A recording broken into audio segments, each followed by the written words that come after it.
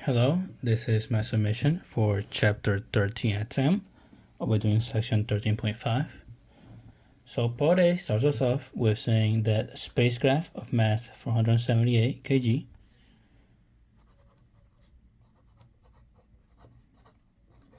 was launched from Earth. What is the minimum amount of work that has to be done on a spacecraft to send it from the Earth's surface infinitely far away from Earth? We can neglect Earth resistance and other gravitational effects. Well, we have to be aware that the radius of Earth is equal to 6,371 times 10 cube kilometers. All right. And we should also know that the escape velocity can be calculated using the square root of 2 times acceleration by gravity times the radius of Earth. All right, I need to find the work done. Well, we know that work is equal to the kinetic energy of the system for this problem, or the initial kinetic energy, which is equal to 1/2 mv squared, which we can just change to 1/2 m. The squares cancel out, square root and the square, and it just times 2 g r e. That also means that these cancel out, the 2's. So we have the mass of the spacecraft, 478 kilograms, times acceleration due to gravity, times g, meters per second squared, times the radius of Earth, so 6,371 times 10 to the third power kilometers, which is all equal to, in a calculator, 2.99 times 10 to the 10 joules. That is the work done in order to get the spacecraft infinitely far away. That's just using the escape velocity. Moving to part B.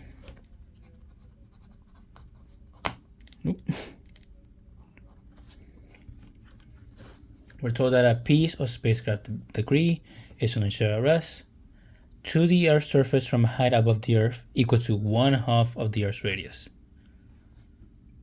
So that means that h is equal to re over 2. I need to find the speed at which the piece of debris hits the surface. So it falls from this height onto the surface of the Earth. We need to find the speed at which it does that. Well, we know that initial kinetic energy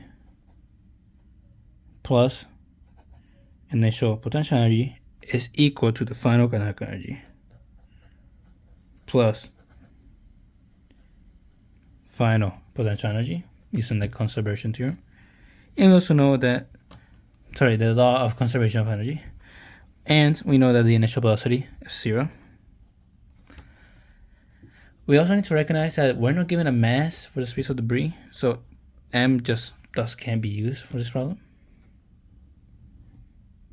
All right, and that means that we can use the equation negative g times the mass of the Earth over the radius of the Earth plus this height, which is equal to 1/2 v squared, mv squared, but we don't have m, minus g m e over r. This represents the initial potential energy, which is equal to the final kinetic energy plus the final potential energy. We don't use an m here because we're not given an m, and also initial kinetic energy is ignored because the initial velocity is 0, and therefore KI is just we not use.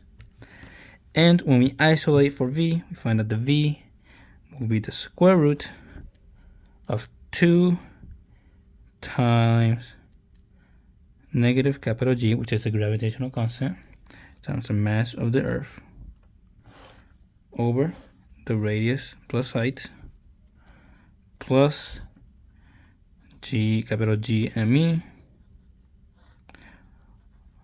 over the radius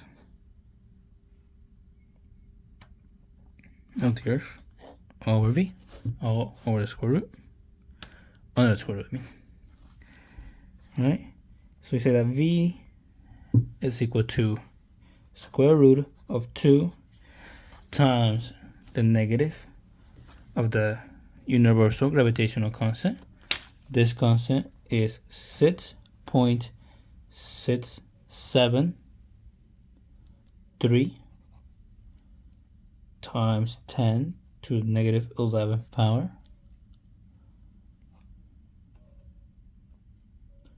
times the radius of the Earth, which then we just said as, times the mass of the Earth, which can just be set at 6 times 10 to the 24th kg. All right, and all that times the radius, which is 6,371, plus the height, and the height is equal to half of the radius, plus 6,371 over 2, and all that times 10 to the 3rd kilometers. All right, plus again a gravitational constant,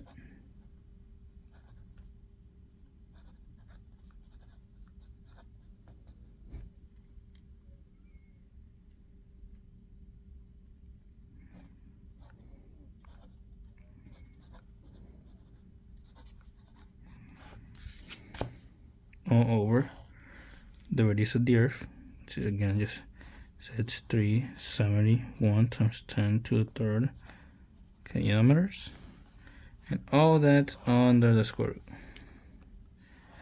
Using a calculator for that, we find that the velocity at which the debris hits the Earth is 6,460 meters per second. All right, and that is our answer for part B. Moving on to part C. We are told that an astronaut on Mars launches a probe straight forward from the surface at 3,000 meters per second. What is the maximum height above the surface that the probe reaches? All right, so we are told that the mass of Mars is equal to 6.42 times 10 to the 23 kg. So a little less than Earth. Well, not a little, quite a lot. And that it has a radius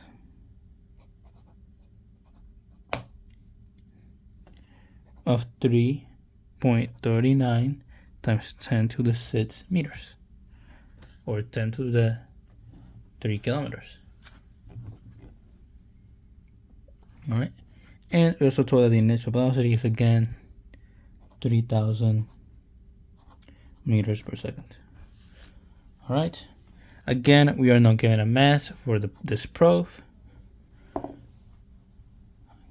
right, and we can use this same equation over here.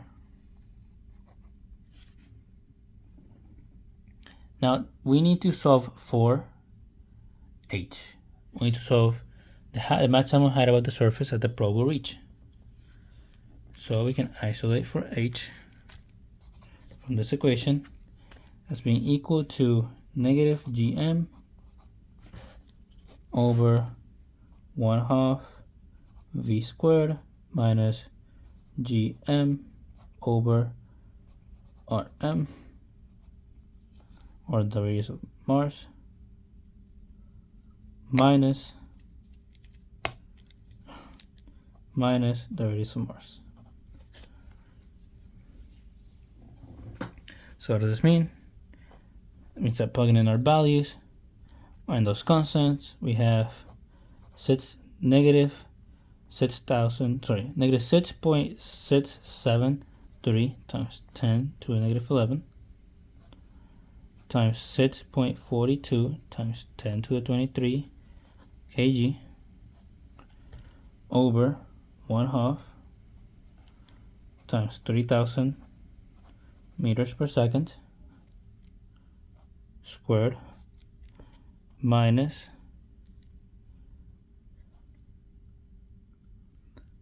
gravitational constant 6.673 times 10 to the minus 11, 6.42 times 10 to the 23 kg, and this is also over the radius of Mars of 3.39 times 10 to the 6 meters. Putting all that into a calculator, sorry, I forgot, minus the radius of Mars.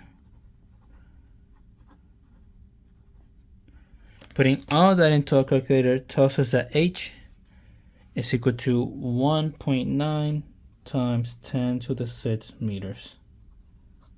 And it's our answer for part C. And we finally move on to part D. Here we are told that in order to rendezvous with an asteroid crossing the Earth, a spacecraft must move moving at 8.5 times 10 to the 8.5 times 10 to the cube meters per second relative to the Earth at a distance of 2.5 times 10 to the 8th meters from the center of the Earth. At what speed? We need to find the speed at which this aircraft will launch from Earth. Well, again, we are given that v is equal to and that the initial velocity. We are told that this final velocity v2 is equal to 8.5 times 10 to the 5th meters per second.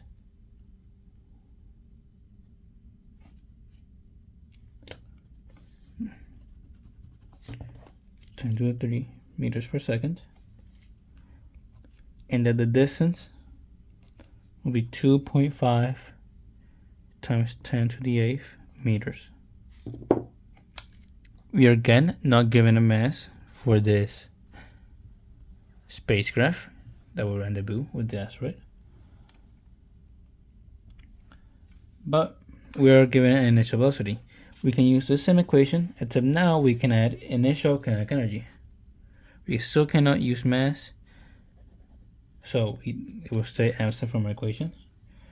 So here we're given that 1/2 initial velocity squared, initial velocity squared minus gm e over r e is equal to 1/2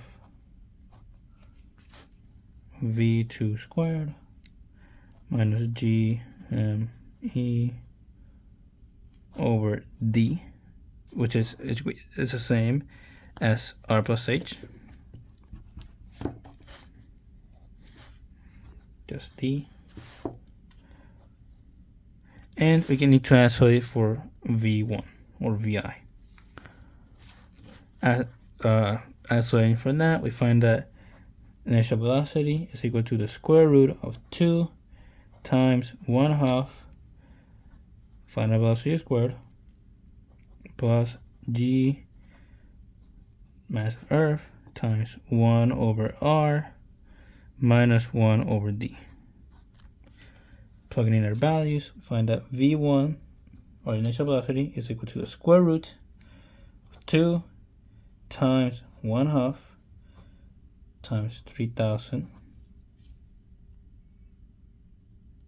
Sorry, not 3,000. 1/2 times 8.5 times 10 to the 3 meters per second squared plus gravitational constant 6.673 673 times 10 to the minus 11 times 6 times 10 to the 24th kg times, oh, 1 second.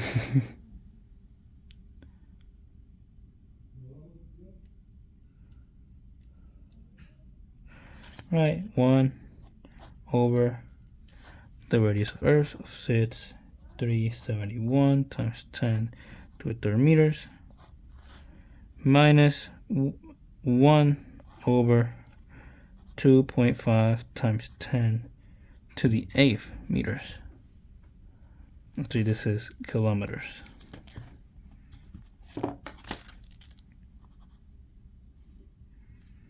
Kilometers. All right. Putting all those values into a calculator under the square root. Cannot forget that. All those values under square root. We find that the velocity, initial velocity needed for this object to do this, for this spacecraft, is to be 1.39 times 10 to the 4th power meters per second. And that is our answer for part D and the end of 13.5. Thank you for watching.